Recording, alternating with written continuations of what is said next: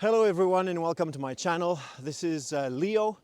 I'm doing a little short one today just because I've been following the whole OGL DnD fiasco in the recent weeks. I'm not too much of a commentator of the news on my channel, but yesterday night I had an insight that I want to share with you because I think it directly relates to this problem. And I think that the suits at WotC don't understand one of the basic things about role-playing games that apply not only to D&D but to every role-playing game. These games that we play are not a regular product. They're not a normal game. So that's what I want to talk about in these few minutes. I'm talking to you from snowy Quebec, Montreal. I like to do these outside because, you know, you gotta see the outside as much as you can. And if you want to support my channel, well, first of all, you could watch Why Simbarum is My D&D, a video that I made a few weeks ago. I'll put the link in the description below. You can also, of course, subscribe, comment, all of that. That's good stuff. So let's dive in. The problem that WotC does not understand is that ttrpgs are different from board games and from video games because they aren't a complete game.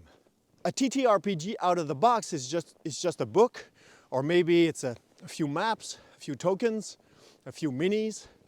But for the game to be actually played, it needs a major input by the DM or GM. The DM or GM is the one that completes the game. The game isn't complete without the participation of this person, without the input of his sensibilities, his storytelling talent, his tone that he envisions for the game. I'm using he, but it can be she, a they, or like anybody who GMs knows that you really tailor the experience to your taste, and that is the game that you offer to your players. So D&D is very different from one table to the next. It's different because it depends on the, let's say, the world setting that you're using. But I would say even more importantly, it's different because of the style and the personality of the DM. So to go back to the WotC OGL fiasco, it's pretty apparent that the suits at WotC are thinking about D&D as any other game or toy that Hasbro sells. And that's a huge error because you can sort of create an effect of rarity and exclusiveness and VIP-ness to a board game and sell it super expensive, or sell multiple expansions really expensive. Or let's talk about Magic the Gathering. You know, that is a game. It's complete in itself. And they've been milking that cow for a while now. My point is that they are making a huge error by continuing this mindset, because the main customers of TTRPGs will always be DMs. And let's say they invent a lot of add-ons and stuff for the 3D VTT, and that players actually do become a major income stream.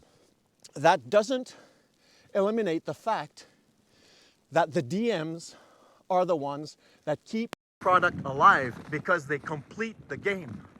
They actually, it's more than referees. They create the game. So if your DMs, of course, have good tools, good guidance from you, from your products, that will help. But if you recognize officially the value of this input by the community, which is essential to your game, the model cannot dispense from that input from the community of GMs. It cannot dispense with it. It's an integral part of TTRPGs. You have to, as a business, know that, first of all, which many suits at Hasbro really don't, or at least it seems like they don't. You need to know that fact, and you need to recognize it publicly, and you need to support it. Because GMs or DMs that feel thwarted or stolen or used as cattle or as free help, these DMs will stop buying your products if there's some other products, which there are many, that are as good or better, and that really recognize their needs and answers their needs. So So that's it. That's the thing I haven't seen on the internet during all these weeks. The idea that ttrpgs are a unique type of game because when you sell them, you're selling just half a game. And you rely on the number one player, the GM or the DM, to complete your game to make an enjoyable experience at the table for the overall player community. So that's pretty specific, it's pretty ingrained, and it doesn't happen in any other type of game. Except maybe some social games like Werewolf and stuff like that, but to a much lesser degree. So there you go.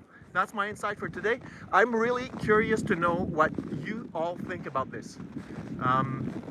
First, am I right by thinking this? And second, what would be the right attitude for a publisher to have regarding this very specific type of game you're trying to sell? So there you go. As I say, keep it light, keep it bright, keep it fun at the table. Make it as dark as you want in the stories you tell. And see you in the next one. Bye-bye.